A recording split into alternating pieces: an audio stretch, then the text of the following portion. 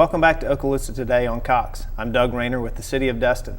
Today we have the privilege of talking about some of the upcoming events, the fall and winter events taking place in the city, which are actually just around the corner. Joining me today to talk about these things is Lance Johnson, the city's Recreation and Parks Director. Actually, I think it's Parks and Recreation Director. But really, you're over all of those things, the Parks, Recreation, which includes the community center and all the events that the city has tied together. Exactly. So thank you for being here, Lance. I appreciate you having me. Well, we kind of wanted to talk about why these events are important to the city first, because a lot of them have a lot of history here, long-standing events that include a lot of people, and also it really adds a sense of community. But you guys really kind of take the bull by the horns when we have really big community events. Yeah, well, I'll tell you, when I came down to Destin a little over 10 years ago and saw the special events that were running, I was thrilled, because Destin is naturally drawn to these special events, and the community pitches in, and that's how we're able to continue to provide these events. It's more the community than even our staff. I mean, the volunteers that come in, they make these events happen for us. That's right. And we have a lot of volunteers. It's something that we'll actually hit on a little bit later in the show, asking people for their help if they'd like to get involved. But even our staff volunteers a lot of their time to make these events happen. They absolutely do. They go off the clock, and they believe in the programs, or like the programs and events so much themselves that they come during their off times, their Saturdays and Sundays, and help out. That's right. Well, let's get into that then. And some of these events that we'll have this fall and this winter are new. Some, I say new as in only a few years, and some of them have been around for 20 plus years. Right. And we're going to kind of go in order of the events as they take place this year. And the first one is the community yard sale. And I'm not really familiar with that one as far as the longevity, right, but that's something that takes place at the community center, right? It does. It takes place at the Destin Community Center. It started 3 years ago, I think, is when they decided to give this a shot. And it's grown into a pretty large event. We have a number of vendors. The number of vendors each year has increased. We're expecting even more this year. And the products that they bring with them, anything that you would find at a normal yard sale, clothing, furniture, crafts, kitchenwares. I mean, there's just something for everyone at these events. Right. That yard sale is going to be on Saturday, October the 19th from 8 to 1 p.m. at the community center. And I have here from our community center folks saying that there's still vendor spots available, and you said there's a lot of different things that people can provide. I know I saw one for somebody selling honey, and I know people sell things that they make as well. Absolutely. Actually, the honey stand is one of my favorites, so they're supposed to be there again this year. But yeah, if you would like to get involved and actually have a spot at the event, just call our community center 654-5184. They'll get you set up with the application form, and it's a very nominal fee, and you'll enjoy it. Well, good. So for our people who just want to come out and enjoy, please come out, and also for vendors, if you're interested, please come out and share in that event. The next one we have going on is an annual thing that falls in line with the state's city government week, and traditionally it's been held in different areas of the city, and in the last couple of years we've had it at the community center. That's the city's open house. Right. It's really a good opportunity for our city to showcase some of the things they've done throughout the year, what the city is about, and also to really say thank you to the community partners and the residents by cooking them lunch. Again, that's held at the community center, and Lisa Firth and her staff do just a bang-up job hosting that thing. They do. They're a phenomenal staff, but I've got to give credit where credit is due. This event is really run by the entire city staff. All of the staff members from the city pitch in, and they're cooking and they're prepping. They get the place ready. They help clean up. Another group that is honored at this event is the city board volunteers. Great group of individuals, as well as the volunteers that we use throughout the year.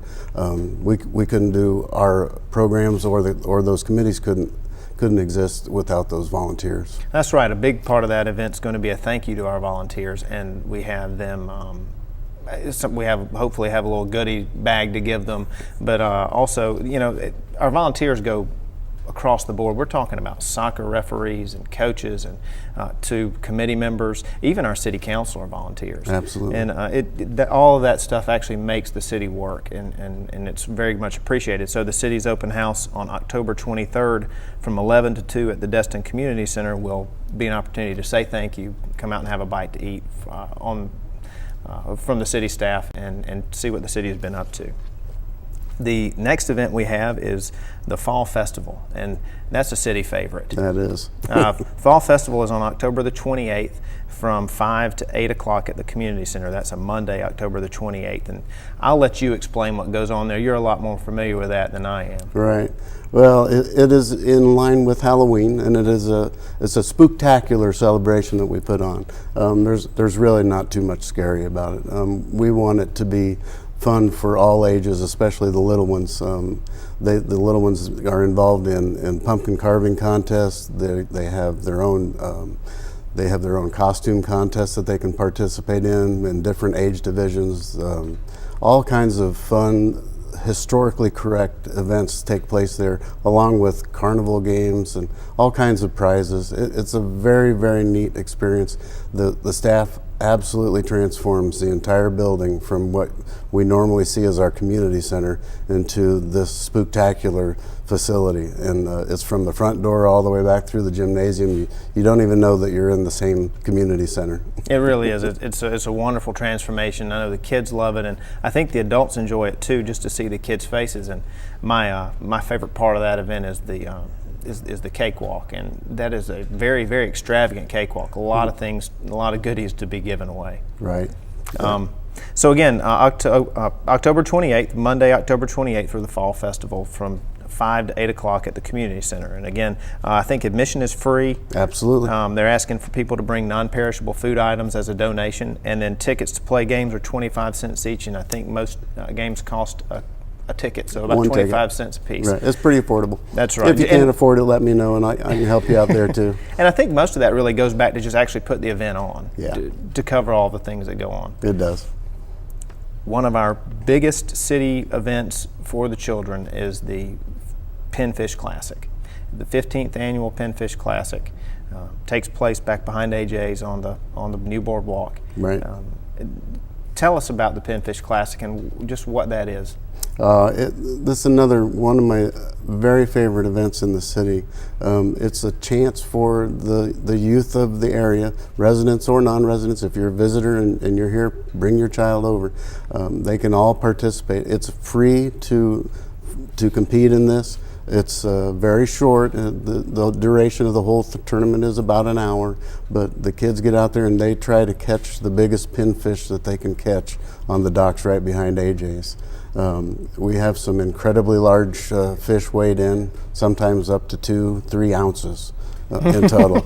That's a big pinfish. It is. Amongst some other fun things that they catch, there's always something fun that they catch that we're not quite sure how they got a hold of, but we've had crabs turned in, we've had puffer fish turned in, all kinds of other fish. It's a really fun event, and we've got food and snacks for the kids and for the moms and dads and aunts and uncles who come out to watch the kids. So it's a great chance to get down and enjoy our new boardwalk and have some fun with the kids. And I think that you guys actually supply fishing equipment for the kids if they don't have their own? We do, yeah. If you don't have your own fishing equipment, just talk to one of the staff members. They'll be easily identified that morning, and tell them that you need to have a fishing pole, and we'll get you set up with that and the bait. Good. And for the community who might want to see that, that's just fun to watch, even if you're not involved. It's very fun to watch. And so November the 2nd from 8:30 to 10 o'clock, the 15th annual Pinfish Classic, right behind AJ's on the New Harbor Boardwalk. So we really encourage the community to come out and be a part of that event, and also bring your children if you have some young ones that would like to participate, because again, it is a lot of fun. Lance's staff does a really good job putting that on. We'll move into Christmas time, and it's hard to believe that we're getting there, but we are. It's close. The 27th annual Christmas tree lighting will take place on December the 5th from 6 to 7 o'clock at the Community Center. Right. That is a huge community event, very well attended. It kicks off the Christmas season, really. So tell us what we will find at the Christmas tree lighting. Well, we always have some of the area's finest singers, and we're usually blessed to be able to get the grade school choir to come out and some other area singers to come out, along with some other performance acts and they're youth oriented, that are around the area will come out. And we've had dancing in the past, we've had baton twirling in the past, a number of different types of entertainment items that will be there and done by our own youth right here. Yeah, it's a really good production. It's not just you walk out and you plug in a Christmas tree. And as a matter of fact, Councilman Kyron Marler has hosted that event for the city for quite a while and actually does a bit of singing that all the kids really enjoy. He sure does. Councilman Marler's been doing it ever since I've been here, and I was told he did it even before then, so at least 10 years. Yeah, and this is, I believe, is the 27th annual event for Christmas tree lighting, and you know, again, they take donations. It doesn't cost anything, No, I don't think. It's free. Just bring a donation. It's Christmas time. Bring something for the kids. This community center can house that and send it off when the time's necessary. Absolutely. We're going to go to December the 7th right now with the Holiday Craft Show. That is at the community center December 7th from 9 to 4 o'clock, and again on December the 8th from 11 to 3 o'clock at the community center. And that's a really fun event because it's a lot of local people bringing their stuff out, the things they make, the things that they're proud of, and they show it off, and you have a chance to buy it. Again, at the community center. So how do we set that up? Well, it's set up similar to the yard sale that we discussed earlier. I mean, we will take vendors that want to participate. It was full last year, so I would encourage people to get their spots early if they want to be a vendor. As far as the public goes, it's free to the public to come in. They can expect to see all kinds of crafts, not only the jewelry and the craft items that people make that would make excellent gifts, but actual Christmas decorations that people are making that they can decorate their house or business with. That's right. And you mentioned vendors can apply, call the community center Yep. at 654-5184. And I have a note here that the vendor spots are 8x10s. They include a 6-foot table, a couple of chairs, probably some power if necessary. Right. So be sure to call the community center. Yeah, they'll get you set up. That's right. And that's the Holiday Craft Show on December the 7th and December the 8th. And you can, again, we can check the city's website for more information about that. I guess the showcase of what the city's going to do is our annual Christmas parade. That's 28 years running. It's Right. a really big deal. A lot of work goes into that, and that's a very well-attended event for the city of Destin. And really kudos to the community center staff and the rec staff and the parks guys for making that happen. I know we have a lot of volunteers, but you guys really drive that and manage it, and that's a year-long process, I think. It sure is. That's December the 14th starting at 10 o'clock. And let's talk about the Christmas parade. Yeah, well, like you said, the planning for this, believe it or not, actually starts in January, and it takes that full time frame from January through December to get the parade up and ready to run. The parade route runs right down Harbor Boulevard. We're the same route that we've always used, and it will be that way this year. So anywhere from the Main Street area on Harbor Boulevard down to the Stallman Street, that's where the parade route will be. So anywhere along there is a great place to view. That's right, and you'll see all of our community partners are involved in that. Even other cities are involved. It's just a really good time. It's a very long parade, a lot of participation, yeah. and a lot of interesting things, a lot of neat decorations, a lot of children involved in that.